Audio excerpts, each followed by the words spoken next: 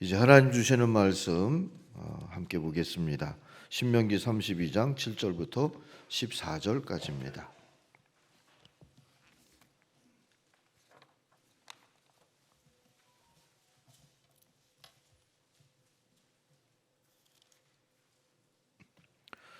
옛날을 기억하라. 역대의 연대를 생각하라. 내 아버지에게 물으라.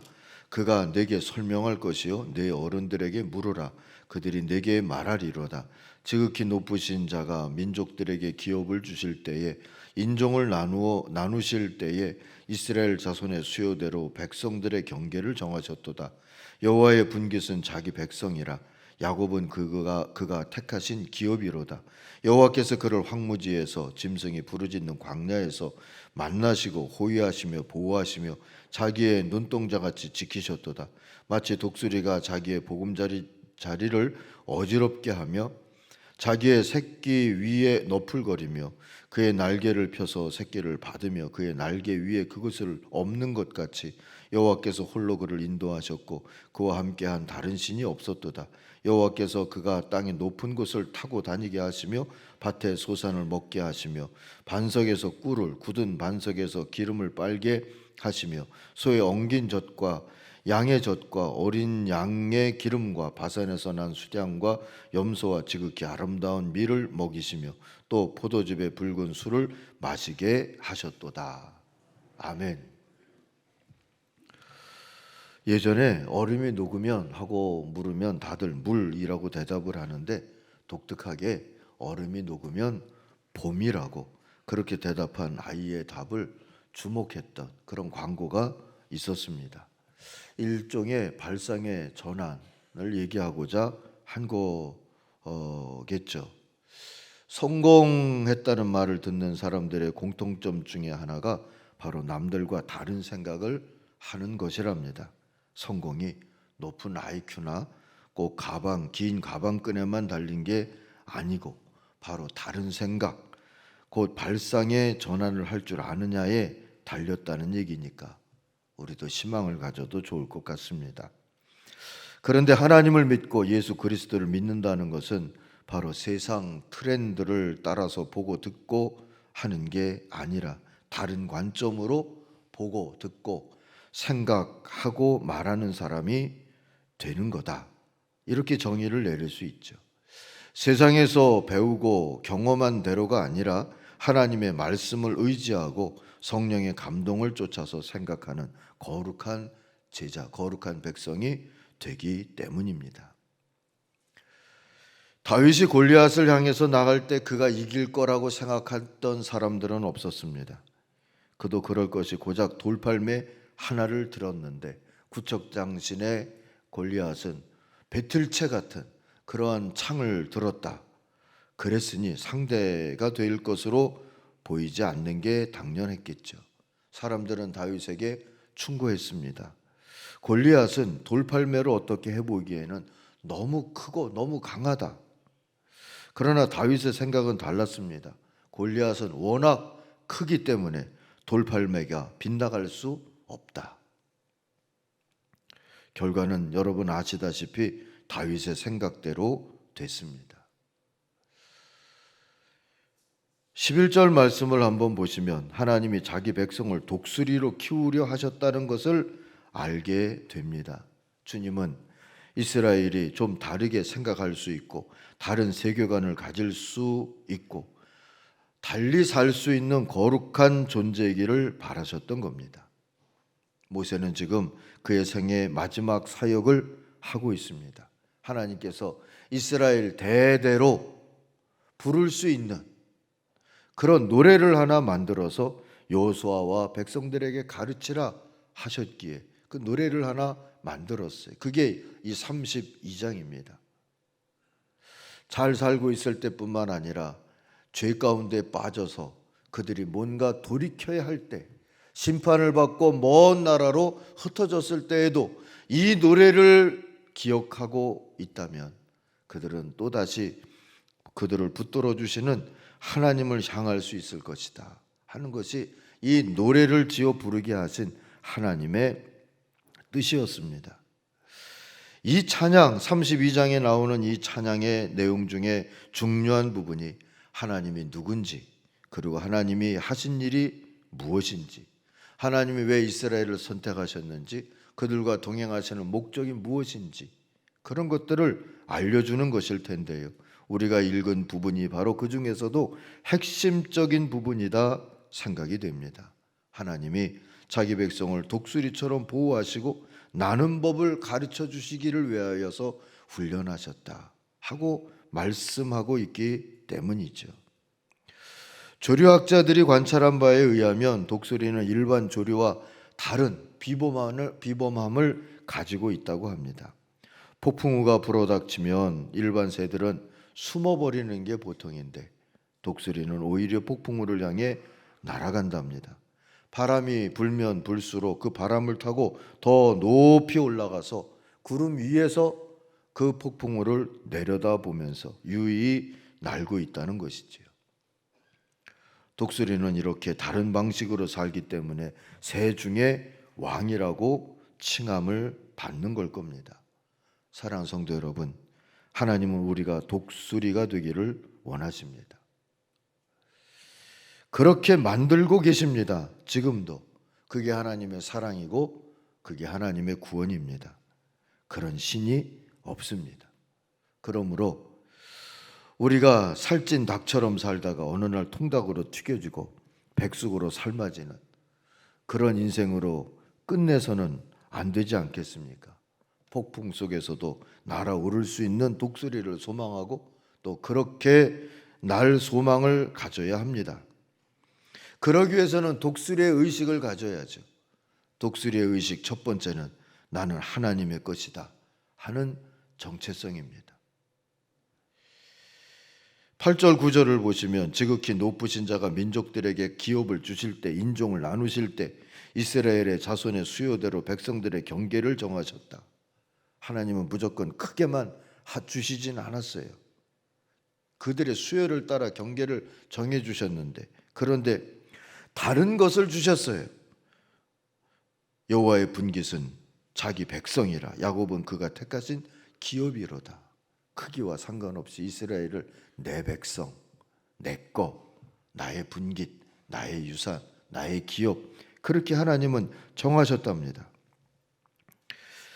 그러니 하나님의 백성이 이스라엘에게 가장 필요한 의식은 뭐겠습니까? 나는 하나님의 백성이다. 하나님의 것이다. 그걸 기억하고 스스로를 존귀하게 여기는 것 아니겠습니까? 그리고 그렇게 자신을 존귀하게 여길 수 있는 게 세상적인 조건이나 소유나 크기나 같은 덧없는 것들에 달려있지 아니하고 오직 하나님의 사랑, 하나님의 선택에 달렸다는 것을 믿는 겁니다. 그럴 때 스스로의 존귀함을 지킬 수 있는 것이니까요. 그렇게 믿는 사람들, 그렇게 믿고 사는 사람들이 독수리가 됐고 독수리처럼 살았습니다. 모세가 그랬고 여호수아가 그랬죠. 노예들로 출발했지만 광야 40년을 훈련받았던 히브리 사람들이 그랬습니다. 아브라함도 그리 됐고 다윗도 그리 됐죠. 21세기를 시작하고 나서 영국 BBC 방송에서 영국인 100만 명을 대상으로 조사를 했대요. 영국 역사상 가장 위대한 사람, 존경할 만한 사람 누구인가? 그 조사에서 1위를 윈스턴 처칠이 차지했답니다. 사람들은 셰익스피어가 되지 않을까 생각했는데 그를 제치고 윈스턴 처칠이었대요. 근데 그의 학창시절 생활 기록부는 사실 별 일 없었답니다. 선생님들이 이렇게 뭘 써주잖아요. 품행이 나쁘고 믿을 수 없는 아이, 꿈도 없고 다른 아이들과 싸움만 하는 문제야.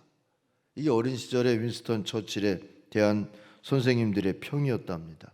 성적도 그다지 좋지 않았고요. 육군 사관학교를 가기는 했는데 삼수 끝에 갔답니다.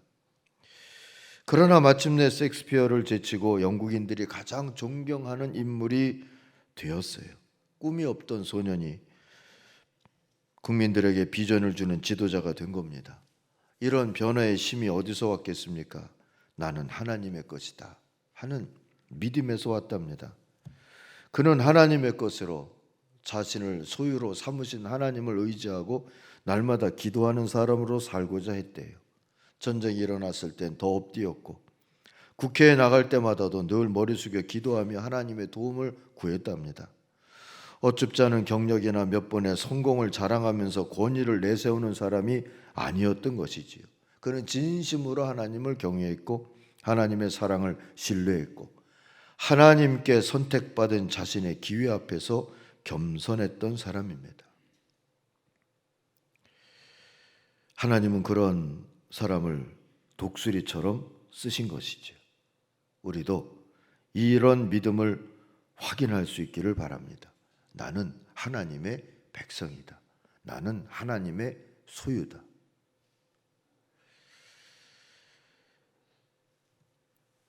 기억하십시다. 우리는 하나님의 창조와 섭리 안에 있는 하나님의 소유고 거룩한 백성이며 하나님의 기업 분깃입니다. 하나님의 것이라는 얘기입니다.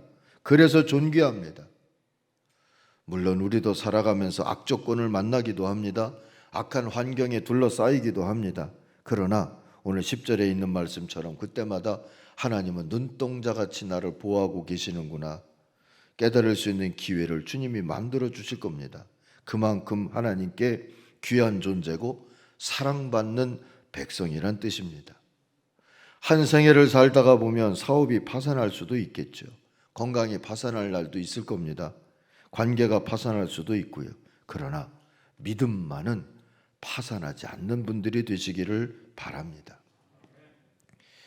병가를 마치고 온 우리 청년부 부목사님이 복귀 후에 첫 번 수요 설교를 하면서 고백했어요.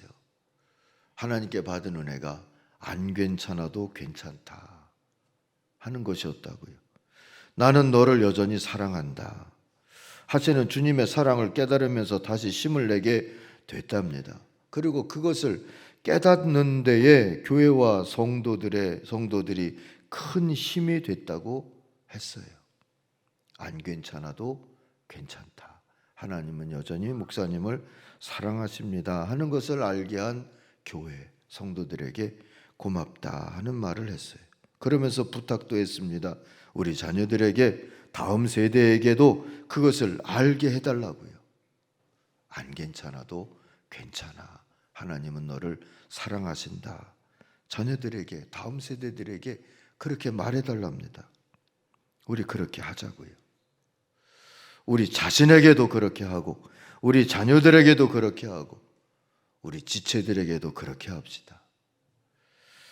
그렇게 말해주자고요. 안 괜찮아도 괜찮아. 그래도 너는 하나님의 거니까 하나님은 사랑하신다 하고 말이죠. 이게 독수리 의식입니다. 나는 하나님의 거다. 어떤 형편 속에 있어도 말이죠. 독수리의 의식 두 번째는 나는 지금 훈련 중이다 하는 의식입니다. 날기 위한 훈련이지요. 어미 독수리는 높은 곳에 만들어진 안전한 보금자리에서 새끼를 키웁니다. 그러나 때가 되면 새끼들을 훈련시키기 위해서 이 어미 독수리가 특별히 하는 게 있어요. 가시를 물고 와서 보금자리에 넣는답니다. 그리고 그 위에 날개를 너풀거리죠. 가시에 찔린 새끼 독수리가 이리저리 피해보다가 둥지 밖으로 튀어나갑니다. 그러면 떨어지지 않으려고 어미가 했던 것처럼 본능적으로 날개를 펄럭거리면서 날기 위해 애쓰죠. 그러나 아직 힘이 없으니까 떨어집니다. 그러면 어미 독수리가 날개를 펴서 새끼를 받아서 구해주고 다시 올라가서 또 떨어뜨린답니다. 새끼 독수리는 그런 훈련의 반복을 통해서 날개의 근육을 키우게 되고 거센 바람을 뚫고 비상하는 힘을 갖게 됩니다. 태양을 직시하면서 날아갈 만큼의 눈도 갖게 되고 거친 폭풍우도 두려워하지 않는 담력도 갖게 됩니다. 마침내 폭풍우를 타고 날 수 있는 유연성도 힘도 가지게 되는 것이지요. 모세는 하나님이 자기 백성 이스라엘을 그렇게 훈련시켰노라고 노래하고 있습니다. 11절 12절이지요. 마치 독수리가 그 보금자리를 뒤흔들고 새끼들 위에서 퍼덕이며 날개를 펴서 새끼들을 받아 그 날개 위에 업어 나르듯이 주님께서만 홀로 그 백성을 인도하셨다. 다른 신은 옆에 있지도 않았다. 그러지 않습니까? 모세가 깨닫는 건 광야 40년이 그런 훈련소였고 그런 훈련 기간이었다는 겁니다. 우리 지난 3년여의 삶도 그런 것 아니었겠습니까?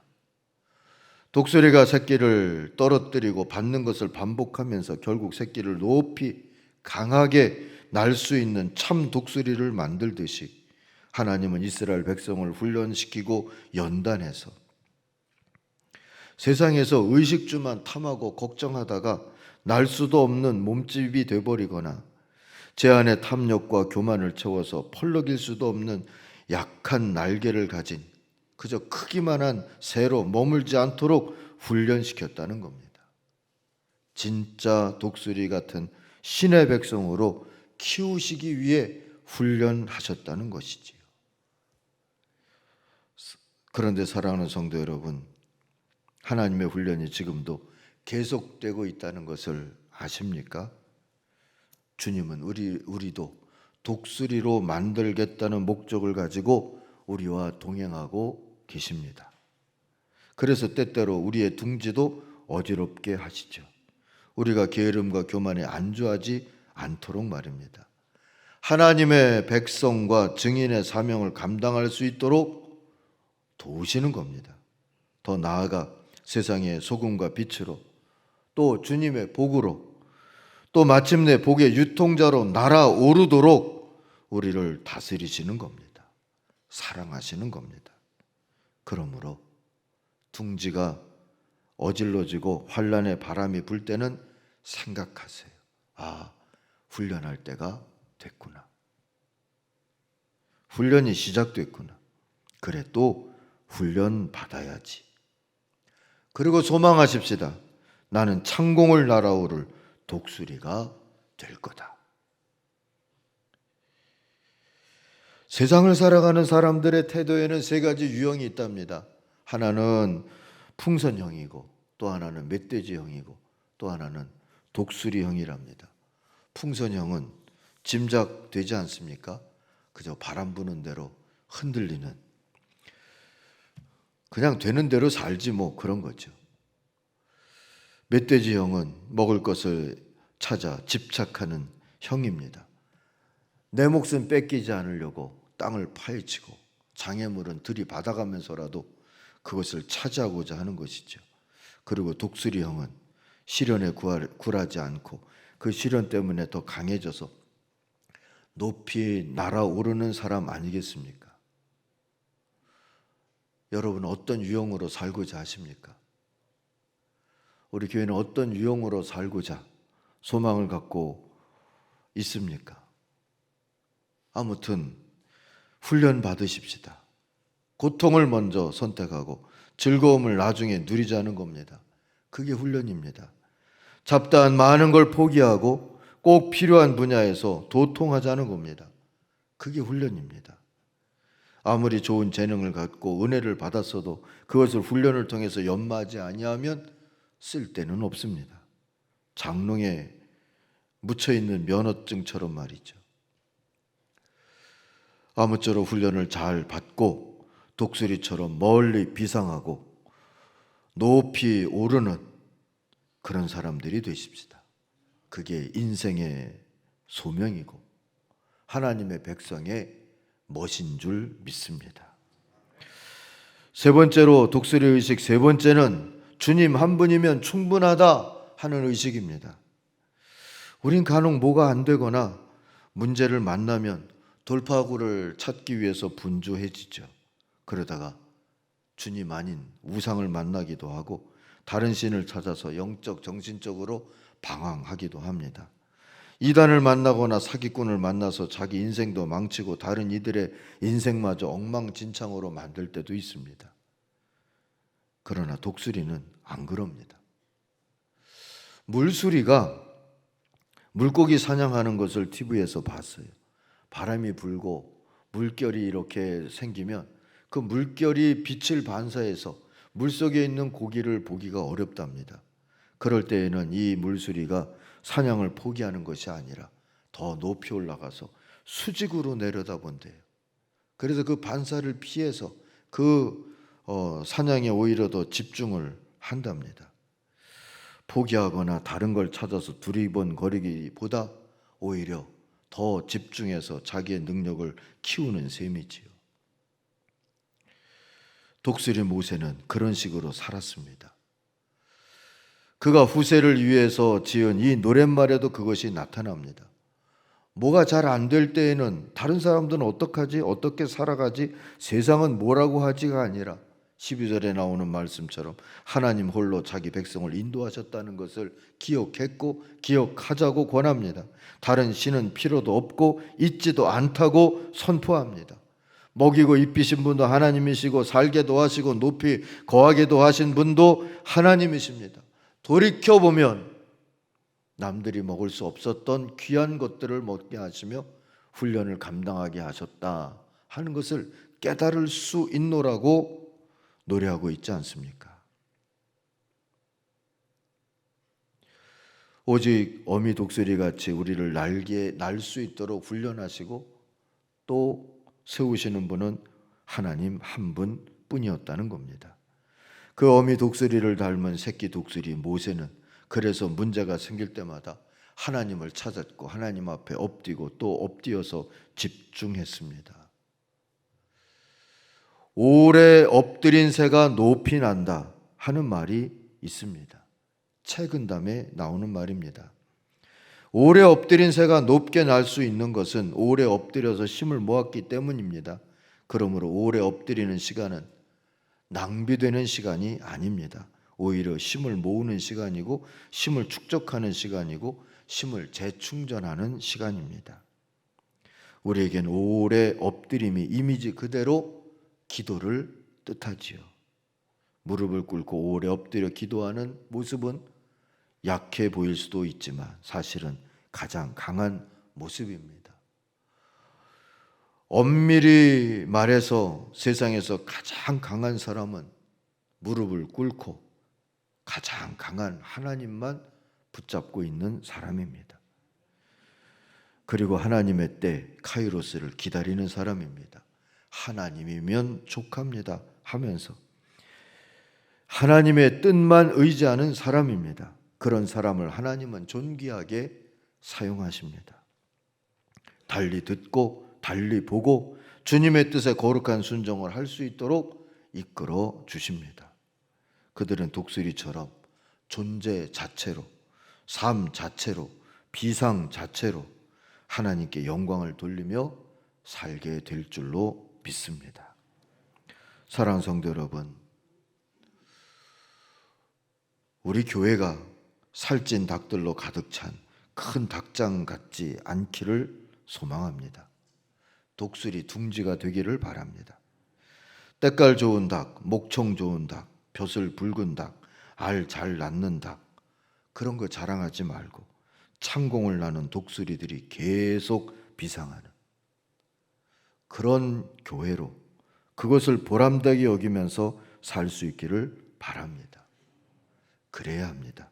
하나님이 우리를 그렇게 훈련시키고 있기 때문입니다. 잊지 마십시다. 우리는 닭이 아니에요. 독수리예요. 왜 아멘을 안 하십니까? 하나님이 우리를 잡아먹기 위해서 키우고 계시지 않고 우리가 높이 날면서 하나님의 이름을 높일 수 있도록 그렇게 키우시려고 선택했습니다. 그러니 독수리로 날아오르는 훈련을 받아야 합니다. 그러기 위해서 다음 세대를 독수리로 훈련시키는 노하우도 축적해 가야 합니다. 때때로 이런 일들을 위해 오래 엎드려 있기도 해야 합니다.